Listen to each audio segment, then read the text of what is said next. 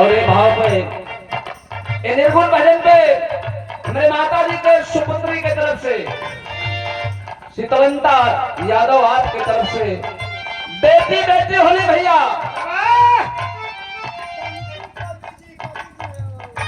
और बड़े भैया कनकू कवि जी आपके कर्म द्वारा हजारों रुपए का पुरस्कार बहुत बहुत नमस्ते प्रणाम आशीर्वाद शिक्षा बाबू का नाम ले लो सूरज यादव आप छोटे भाई की तरफ से 50 रुपए का पुरस्कार बहुत बहुत नमस्ते प्रणाम आशीर्वाद शिक्षा आप सबके ईश्वर से हार्दिक स्वागत अभिनंदन और वंदन।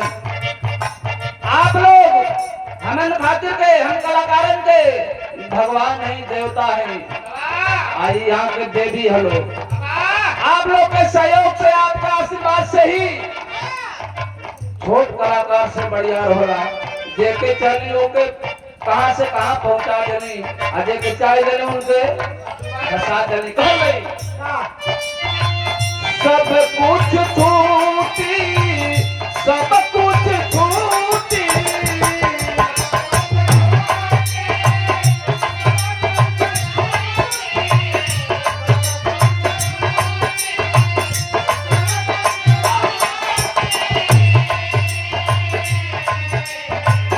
सब कुछ छूटी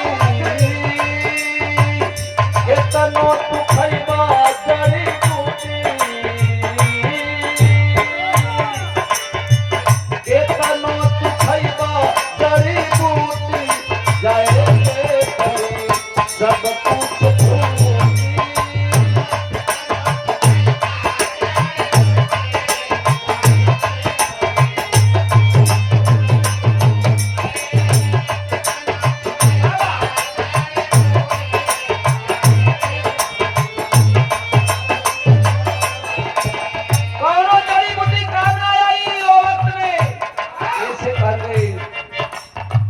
बिल्डिंग आलिशान संग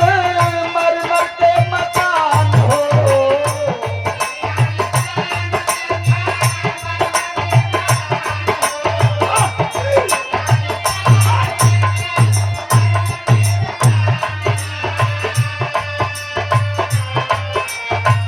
सारा मृत्यु लोक के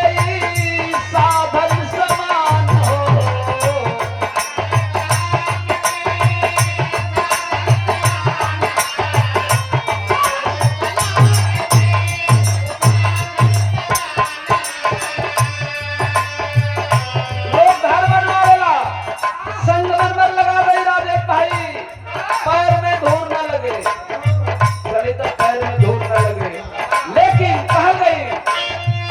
बिल्डिंग आलिशान संग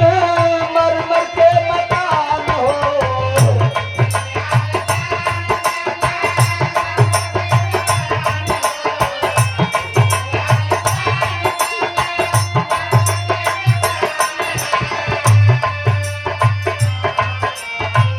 सारा मृत्यु लोक तेरी साधन समान हो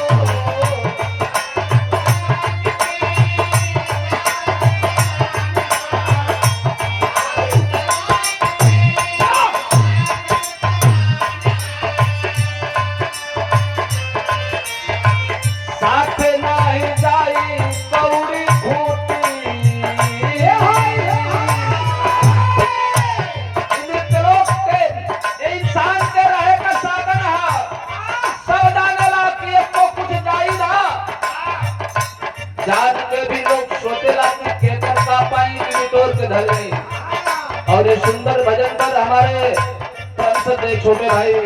राजेश यादव बड़े सुंदर बिहारों के कलाकार आपके कर्मों द्वारा सुंदर पुरस्कार 101 रुपए का पुरस्कार बहुत बहुत नमस्कार आशीर्वाद शिक्षा माता रानी दिन दुगनी रात चौगुनी प्रगति पर ले जाए आपके कला में वृद्धि हो और आ जाए पब्लिक के दिल में बहुत बहुत प्रणाम आप सबके ईश्वर से प्रणाम बहल गई साथ नाही जाई कौड़ी फूटी साथ नाही जाई कौड़ी फूटी जाए करी सब कुछ छूटी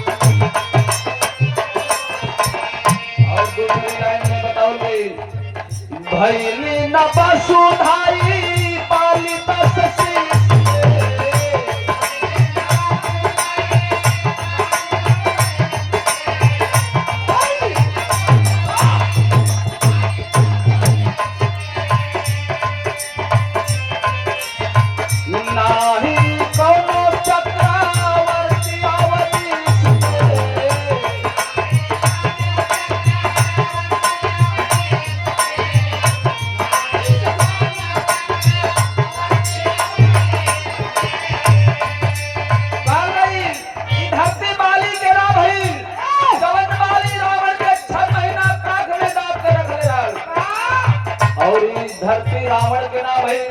जब रावण सोचे कुछ दिन जी जाए तो धरती से स्वर्ग तक सीढ़ी बनवा दे, सब आवे जाए उन्हों का ना भाई ऐसे कह गई भाई ना धरती पानी का ससी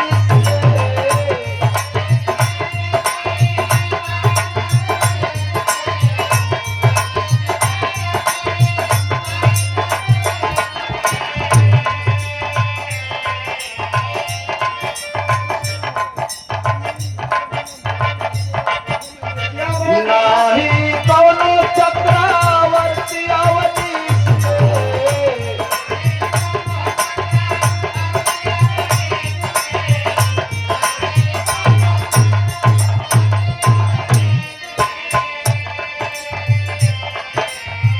ससिया के डोरी जहिया टूटी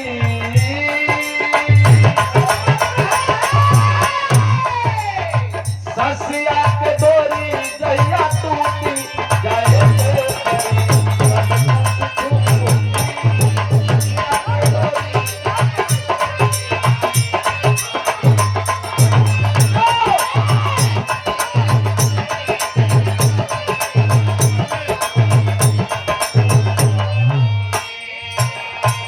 और देखें ये भजन पर परम सत्य दया यादव माता जी के दूसरे नंबर के सुपुत्र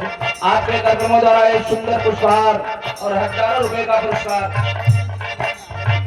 बहुत बहुत नमस्ते प्रणाम आशीर्वाद प्रचार सबके ईश्वर से हार्दिक स्वागत अभिनंदन और वंदन। आखिरी लाइन में बताओगे शाश्वत सत्य बसाए कराम नाम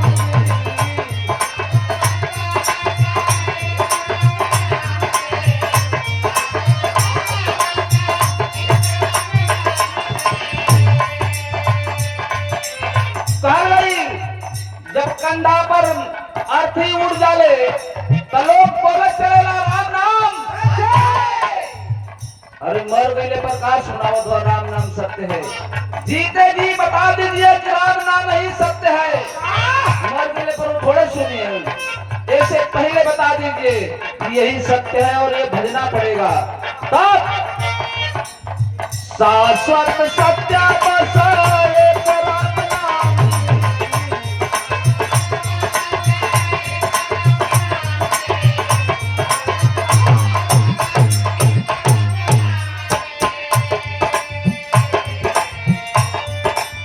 विश्राम शिकारी के बाए ही से नाम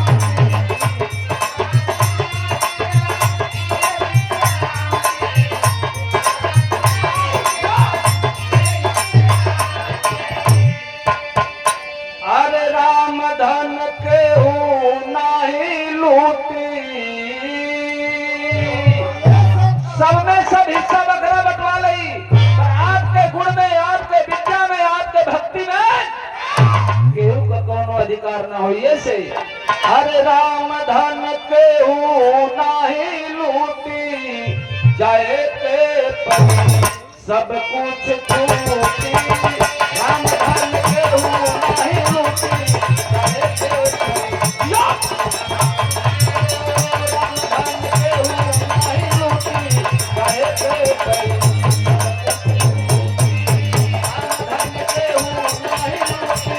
जाए ते परे सब कुछ छूटी।